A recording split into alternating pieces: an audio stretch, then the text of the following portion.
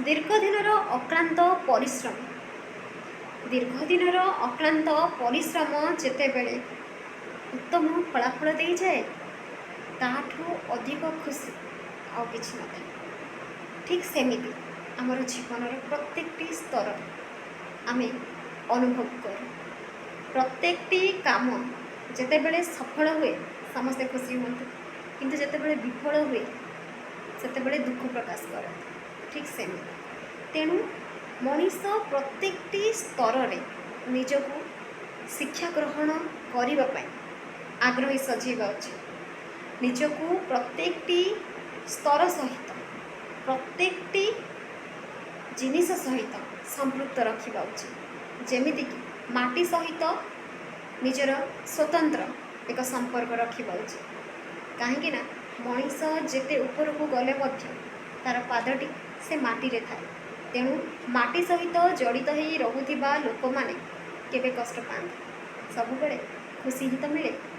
ସେମିତି କିଛି ଜୀବନ କହିବାର ତାତ୍ପର୍ଯ୍ୟ ଏଇଆ ଯେ ଆମେ ବୟସରେ ଯେତେ ବଡ଼ ହେଲେ ମଧ୍ୟ ଆମର ସେଇ ବାପା ମା, ଜେଜେବାପା ଜେଜେମା, ଅଜା ଆଈ ସମସ୍ତଙ୍କ ପାଇଁ ନିଜକୁ ସେଇ ଛୋଟ ପିଲା ସଜେଇ ରଖିବା ପାଇଁ ପଡ଼େ। କାହିଁକି ନା ବୟସର ଅପରାହ୍ନରେ ବି ସେମାନେ ଛୋଟ ପିଲା ଭଳି ହେଇଯାଆନ୍ତି। ତେଣୁ ସେତେବେଳେ ଆମର କର୍ତ୍ତବ୍ୟ ହୁଏ ଯେ ସେମାନଙ୍କୁ ଠିକ୍ ସେଇ ଛୋଟ ପିଲା ଭଳି ତାଙ୍କର ଯତ୍ନ ନେବା, ଯେମିତି ସେମାନେ ଆମର ନେଇଛନ୍ତି। କିନ୍ତୁ ଯଦି ଆମେ ସେଇ ସ୍ଥାନରେ କହିବୁ ଯେ ଆମେ ଶିକ୍ଷିତ ସମାଜରେ ଉଚ୍ଚ ପ୍ରତିଷ୍ଠିତ, ସେସବୁ ଆମକୁ ଶୋଭା ଦେଉନି, ସେତେବେଳେ ବାସ୍ତବରେ ଆମେ ଆମର ମୂଳଦୁଆଠୁ ଅଲଗା ହେଉଛୁ।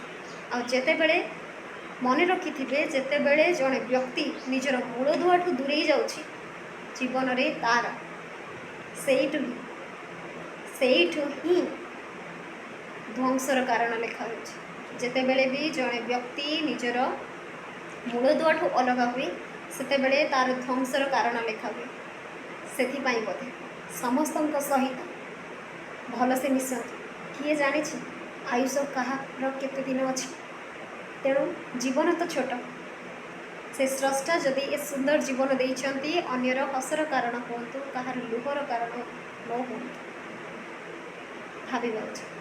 ଆଉ ଯଦି କେବେ ବି ଅଜାଣତରେ କାହାର ଲୁହର କାରଣ ହେଇଯାଉଛନ୍ତି ନା, ପ୍ରାୟଶ୍ଚିତ କରିନିଅନ୍ତୁ। ସବୁକିଛି ସେ ଈଶ୍ୱରଙ୍କ ଉପରେ ଛାଡ଼ି ଦିଅନ୍ତୁ, କର୍ମ କରିଚାଲନ୍ତୁ, ଫଳ ତାଙ୍କ ଉପରେ ଛାଡ଼ି ଦିଅନ୍ତୁ। ସମୟ ସହିତ ସେ ସବୁ ଠିକ୍ କରିଦେବେ। ଯଦି ମନ ପବିତ୍ର ଥାଏ ସବୁକିଛି ବହୁତ ସୁନ୍ଦର ହୁଏ। ସମ୍ପର୍କ ମନରୁ ନିଭାଯାଏ, ମସ୍ତିଷ୍କରୁ ନୁହେଁ। ଆମେ ପ୍ରାଚ୍ୟ ସଂସ୍କୃତିର ଗୁରୁତ୍ୱକୁ ବୁଝୁ। ପାଶ୍ଚାତ୍ୟ ସଂସ୍କୃତିକୁ ଗ୍ରହଣ ସିନା କରିହୁଏ, କିନ୍ତୁ ମସ୍ତିଷ୍କରୁ ସମ୍ପର୍କ ନିଭେଇବା ସମ୍ଭବ ହୁଏନି। ତେଣୁ ଯେଉଁମାନେ ବି ସମୟ ସହିତ ନିଜକୁ ବଦଳାଉଛନ୍ତି, ନିଜର ଆଦର୍ଶକୁ ବଦଳାଉଛନ୍ତି, ଭାବିବା ଉଚିତ କ'ଣ ଗ୍ରହଣ କରିବା ଉଚିତ, କ'ଣ ଗ୍ରହଣ ନ କରିବା ଉଚିତ। ତାହା ଜାଣିବା ପାଇଁ ଆବଶ୍ୟକ ମାତ୍ରାରେ ବୟସ ତାଙ୍କର ହେଇଛି, ଚେତନା ଶକ୍ତି ତାଙ୍କର ଅଛି। ଠିକ୍ ଭୁଲ, ଉଚିତ ଅନୁଚିତ ତର୍ଜମା କରିବାର ଉପଯୁକ୍ତ ବୟସ ଅଛି। ତେଣୁ ତାପରେ ଯଦି ସେ ସେସବୁର ତର୍ଜମା ନ କରନ୍ତି, ଦଣ୍ଡ ଯେତେବେଳେ ମିଳିବ ଦଣ୍ଡକୁ ମଥାପାତି ସହିବା ପାଇଁ ପ୍ରସ୍ତୁତ ହୋଇ ରୁହନ୍ତି। ସେ ଈଶ୍ୱର ନ୍ୟାୟ କରିଯାଆନ୍ତି। ପ୍ରତ୍ୟେକଟି ଅନ୍ୟାୟର ସେ ହିଁ ଠିକ୍ ସମୟରେ ଜବାବ ଦେଇଯାଆନ୍ତି। ତେଣୁ ନିଜକୁ ଏମିତି କରନ୍ତୁ ଯେ ଆଶୀର୍ବାଦ ମିଳିବ, ଅଭିଶାପ ନୁହେଁ।